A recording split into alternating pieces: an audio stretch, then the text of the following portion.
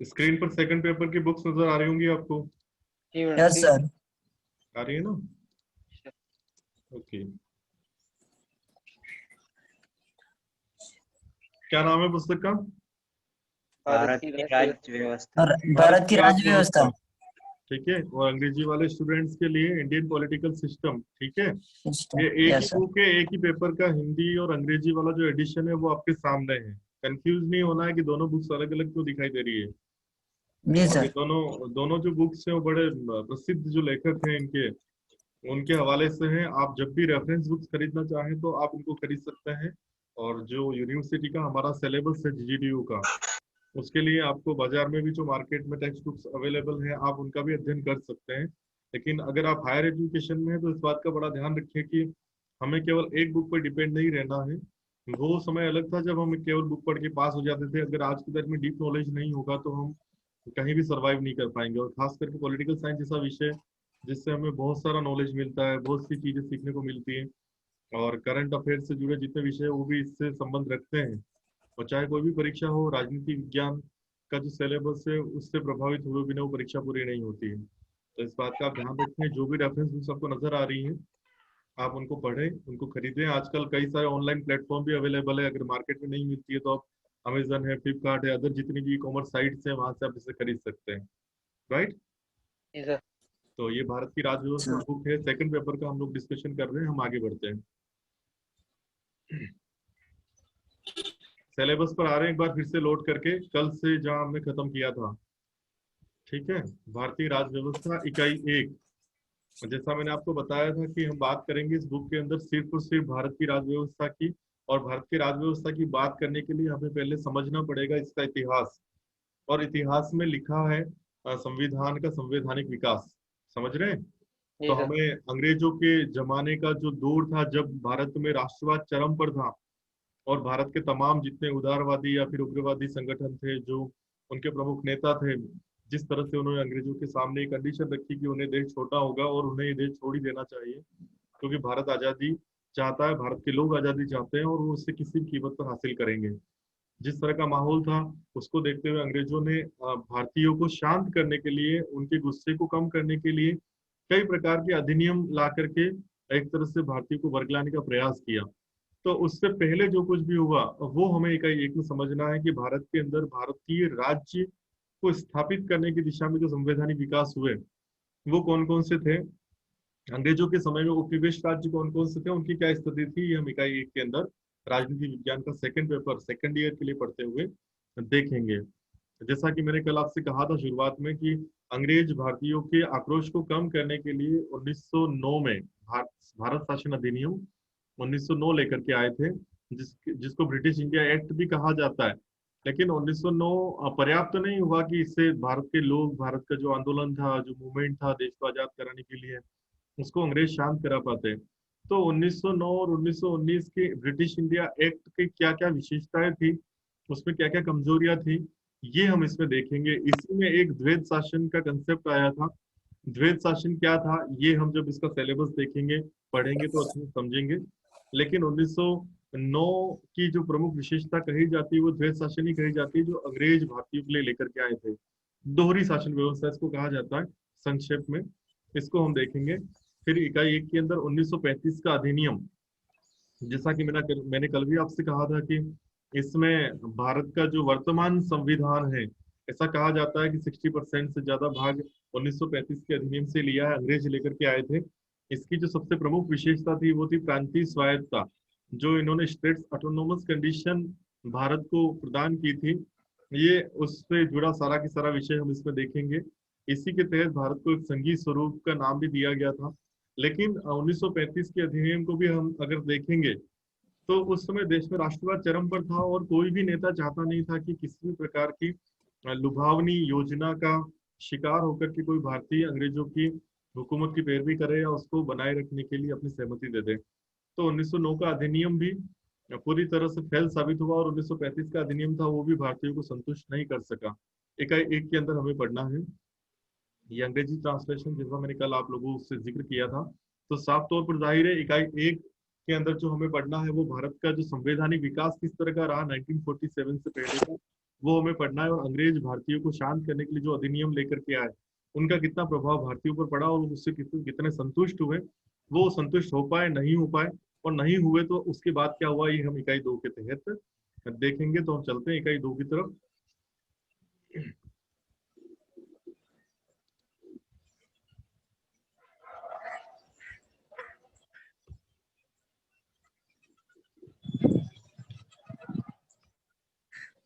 ये इकाई 2 आपके सामने है। संविधान सभा की संरचना, संविधान की प्रस्तावना और मुख्य विशेषताएं हमें इकाई 2 में पढ़नी है। मैं आपको बता दूं कि भारत का संविधान जो बना, उसका समयकाल कल भी बताया था, 2 साल 11 महीने और 18 दिन। इसको बनाने से पहले एक संविधान सभा की स्थापना हुई थी, संविधान सभा की रचना हुई थी, जिसके लिए वोटिंग हुई थी पूरे देश के अंदर। उस संविधान सभा के सदस्यों ने मिलकर के भारत के संविधान की रचना की है। उसको विभिन्न प्रकार के कमियों से, उसकी कमियों पर चर्चा हुई विस्तृत, और उस पर बहस होने के बाद, संशोधन होने के बाद में भारत का जो वर्तमान संविधान है वो अस्तित्व में आया। तो इसमें हम पढ़ेंगे कि भारत के संविधान की प्रस्तावना, जो पहला पेज है, जो उसकी जो मूल भावना है वो क्या कहती है और उसकी क्या प्रमुख विशेषता है। संविधान सभा की संरचना से जुड़ी जितनी चीजें हैं, उसमें जो उसके सदस्य रहे, चुनाव किस तरह से हुए और क्या क्या बातें खास रही, वो भी हम इकाई 2 के तहत पढ़ेंगे। इसके अलावा जैसा कि मूल अधिकार, जिसके लिए हर भारतीय कटिबद्ध रहता है अपने अधिकारों की रक्षा के लिए, आजकल मानवाधिकार की भी हम बात करें, चाहे विभिन्न प्रकार के अधिकारों की बात करें, तो जिस तरह से देश के अंदर अधिकारों को लेकर के आम आदमी में जिस जो जागरूकता देखी जाती है, उस जागरूकता को देने का या उस जागरूकता को प्राप्त करने का श्रेय मूल अधिकारों को जाता है। और मूल अधिकार भारत की संविधान में उल्लेखित है, तो हम मूल अधिकारों को भी पढ़ेंगे। इसके बाद में हम भारतीय नागरिक होने के नाते जो हमारे मूल कर्तव्य हैं उनको डिटेल करेंगे इकाई 2 में। इसी के अलावा एक राज्य को संचालित करने के लिए, राज्य के संचालन के लिए जो राज्य की नीति होगी, उसके जो निर्देशक तत्व होंगे, हम उसका अध्ययन भी इकाई 2 के तहत करेंगे, जिसको हम राज्य के नीति निर्देशक तत्व के नाम से जानते हैं। तो इकाई 2 है हमारी। इस आवाज आ रही है ना आप लोगों तक? जी सर, जी सर। जी बिल्कुल। तो इकाई 2 के हमारे चैप्टर्स हैं। अंग्रेजी ट्रांसलेशन एक बार फिर से आप लोगों के लिए है, अपनी वोकेबलरी को मजबूत करने के लिए। एक बार फिर से पढ़ के दोहरा रहा हूँ मैं। सेकंड पेपर की सेकंड यूनिट में हमें पढ़ना है संविधान सभा की संरचना, संविधान की प्रस्तावना और मुख्य विशेषताएं, मूल अधिकार, मूल कर्तव्य और राज्य के नीति निर्देशक तत्व। पूछना चाह रहा हूँ आप लोगों से कि हम कौन से संविधान की बात कर रहे हैं, किस देश के संविधान की बात कर रहे हैं? हाँ सर। हम ये सारी बातें किस देश के संविधान के बारे में कर रहे हैं, किसके बारे में पढ़ेंगे? भारत के। भारत के बारे में। बिल्कुल, वेरी गुड। और कल जो हमने पढ़ा था पहला पेपर, उसमें कौन कौन से देश शामिल थे? ब्रिटेन, अमेरिका, स्विट्जरलैंड, जापान और फ्रांस। बहुत बढ़िया, बहुत शानदार तरीके से आपने क्रम के साथ इसको याद रखा है। तो इन 5 देशों के बाद हम अपने देश का संविधान पढ़ेंगे और उसको डीपली पढ़ेंगे, उसकी एक एक विशेषता को हम समझेंगे कि भारत का संविधान, जैसा कि कहा जाता है कि भारत दुनिया का सबसे बड़ा लोकतंत्र है और दुनिया की सेकंड लार्जेस्ट आबादी के साथ हम देश के अंदर लोकतंत्र चला रहे हैं। दुनिया के बड़े बड़े देश लोकतंत्र को स्थापित भी नहीं कर पाए और चला भी नहीं पाए। कई देशों में जहाँ लोकतंत्र चल रहा है, अगर एशियाई देशों की बात करें, तो वहाँ इतना कामयाब नहीं रहा, बट हमने एक मिसाल कायम की है। तो हम दुनिया के सबसे बड़े लोकतंत्र का जो संवैधानिक स्वरूप है, हम वो पढ़ने वाले हैं। हम अब चलने वाले हैं इकाई 3 की तरफ। हम लोग इकाई 3 की अगर हम लोग बात करेंगे, तो इकाई 3 में हमें पढ़ना है साफ तौर पर सरकार के जो अंग होते हैं। जरा गौर कीजिए इस पर। सरकार के 3 प्रमुख अंग, ठीक है, आपके सामने है। इनडायरेक्टली व्यवस्थापिका, कार्यपालिका और न्यायपालिका। अब यहाँ गौर कीजिए, व्यवस्थापिका में कौन कौन से भाग आते हैं। तो व्यवस्थापिका में आती है संसद और राज्य के विधानमंडल, ये व्यवस्थापिका कहलाते हैं, ठीक है। फिर जब आप कार्यपालिका की बात करेंगे, तो उसमें राष्ट्रपति है, प्रधानमंत्री है, मुख्यमंत्री और राज्यपाल है। इसके बाद में हम तीसरे अंग की बात करेंगे, जिसका नाम है न्यायपालिका, और उसमें हम सर्वोच्च न्यायालय पढ़ेंगे। और अटैच में सर्वोच्च न्यायालय के साथ साथ हम जो राज्यों में हाईकोर्ट होते हैं, उच्चतम न्यायालय, उच्च न्यायालय होते हैं, हम उसका जिक्र भी इस सिलेबस के तहत करेंगे। इकाई 3 का हमारा शीर्षक होगा इनडायरेक्टली सरकार के जो तीनों अंग हैं, उन तीनों अंगों का विस्तृत अध्ययन हम करेंगे, जिसको हम व्यवस्थापिका, कार्यपालिका और न्यायपालिका के तहत जानते हैं, इस नाम से जानते हैं, ठीक है। इकाई 3 का आपके लिए जो ट्रांसफॉर्मेशन है वो भी आप देख सकते हैं साथ ही साथ अंग्रेजी में। इकाई 3 समझ में आ गया आप लोगों को? जी सर। कौन कौन से पार्ट पढ़ने वाले हैं हम लोग इसमें? व्यवस्थापिका, कार्यपालिका और न्यायपालिका। अच्छा, व्यवस्थापिका में कौन कौन सी चीजें आती हैं? संसद और राज्य विधानमंडल। हाँ, ये व्यवस्थापिका का ही दूसरा नाम है। और कार्यपालिका में कौन कौन सी चीजें पढ़ने वाले हैं हम लोग? राष्ट्रपति, प्रधानमंत्री और मुख्यमंत्री, राज्यपाल। बिल्कुल, ये कार्यपालिका का दूसरा नाम है। और न्यायपालिका के तहत हम पढ़ेंगे सर्वोच्च न्यायालय, जो पूरे देश में एक ही है, और उच्च न्यायालय जो विभिन्न राज्यों में पाए जाते हैं, हाईकोर्ट के नाम से जिनको हम लोग जानते हैं। कोई बताएगा अपना जो राजस्थान है उसका हाईकोर्ट कहाँ है? जोधपुर में। राजस्थान का हाईकोर्ट कहाँ पर है? दिल्ली। जी सर जोधपुर है शायद। बिल्कुल, जोधपुर में है। और सर्वोच्च न्यायालय, सुप्रीम कोर्ट कहाँ है? देश में सुप्रीम कोर्ट एक ही है। दिल्ली सर। दिल्ली, बिल्कुल, नई दिल्ली में। ठीक है, ये तो बड़ा सोचने का विषय है ही नहीं, सामान्य सा सवाल है। अगर हमारे अधिकारों की रक्षा नहीं हो पा रही है, अगर कोई हमारे अधिकारों के लिए एक तरह से ये समझ लीजिए कि अगर हमारे अधिकारों को लेकर कोई हस्तक्षेप करता है, कोई जबरदस्ती दखल देता है, तो आप कहाँ जाएंगे? कोर्ट में जाएंगे ना। तो कोर्ट Yes, sir. कहाँ है, कौन कौन सी कोर्ट है, हम कौन सी कोर्ट में जा सकते हैं, ये तो बिल्कुल बेसिक है। अधिकारों की रक्षा के लिए जो सबसे बड़ा दरवाजा है उसको न्यायपालिका कहा जाता है। ठीक है, तो ये जी सर। ध्यान रखें। आप सेकंड ईयर में आगे पॉलिटिकल साइंस के स्टूडेंट हैं, बेसिक चीजें हमें सोचनी नहीं है, बिल्कुल दिमाग में, जहन में क्लियर होनी चाहिए। पूछने वाली बात भी नहीं थी, पर चलो चूंकि ऑनलाइन क्लास है तो मैं आपसे पूछ लूँ, थोड़ा सा इंटरेक्शन बना रहेगा। बट हम ये मान के चलते हैं कि ये सब सामान्य चीजें और आपको मालूम होगी, राइट? तो चलें इकाई 4 की तरफ। जी सर। ठीक है, इकाई 4 Yes, sir. पढ़ रहे हैं हम। इकाई 4 पढ़ रहे हैं हम राजनीति विज्ञान विषय के सेकंड पेपर के लिए, सेकंड ईयर में। ठीक है, इसमें हमें पढ़ना है केंद्र राज्य संबंध, शक्तियों का विभाजन। ठीक है, आपातकालीन प्रावधान, जो हमारे विभिन्न प्रकार के आपातकालीन परिस्थितियों के लिए जो प्रावधान किए गए हैं संविधान में, वो हम इसमें देखेंगे इकाई 4 में। राज्यों के लिए विशेष प्रावधान क्या क्या है। फिर एक नया चैप्टर जो इस साल से जोड़ा गया है, 2020-21 के सिलेबस में इंक्लूड हुआ, 5वीं और 6ठी अनुसूची के क्षेत्र। ये काफी चर्चाओं में है, हम सब जानते हैं, टीएस के क्षेत्र में काफी इसको लेकर के आए दिन कुछ न कुछ हमें सुनने को मिलता रहता है। तो 5वीं और 6ठी अनुसूची को स्पेशली सिलेबस में शामिल किया गया है। ये नया विषय है जो हमें पढ़ना है, इससे पहले साल में ये विषय नहीं था। इसके अलावा ये त्रिस्तरीय शासन, पंचायती राज और स्थानीय नगर निकाय, ये भी हमें इसमें पढ़ने हैं इकाई 4 के तहत। तो ये इकाई 4 में विशेष करके जो पूरी बात है वो केंद्र राज्य संबंध पर आधारित है। केंद्र राज्य संबंध के जितने विभिन्न घटक होते हैं, उनके मध्य शक्तियों का विभाजन किस प्रकार से है, वो हम इसमें पढ़ेंगे। ठीक है,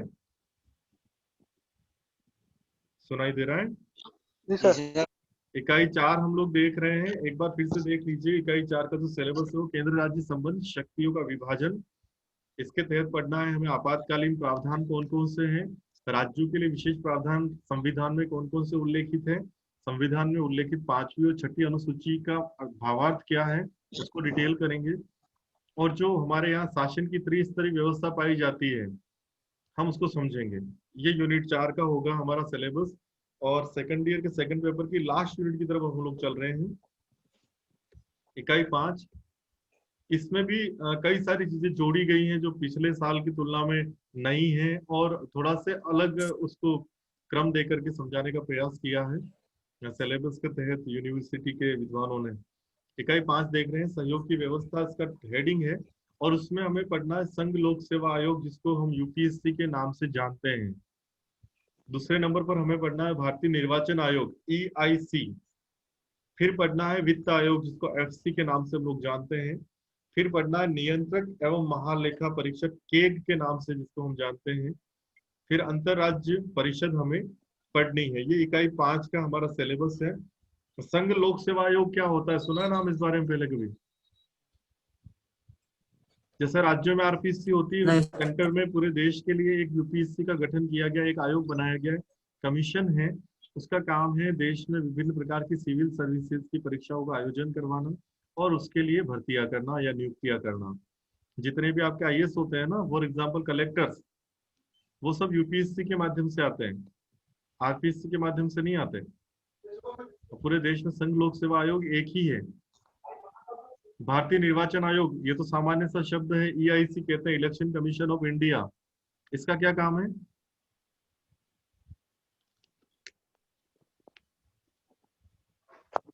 जब भी सवाल पूछ लिया जाए तो बीच में से आवाज गायब हो जाती है ना। आवाज आ रही है? जी सर। आवाज आ रही है? क्या पूछा मैंने? भारतीय निर्वाचन आयोग।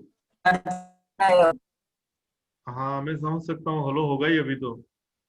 बट अभी आप इतना जान लीजिए कि भारतीय निर्वाचन आयोग का काम है देश में विभिन्न प्रकार के चुनावों को आयोजित करवाना, चुनाव प्रक्रिया को पूरा करना। ठीक है ना।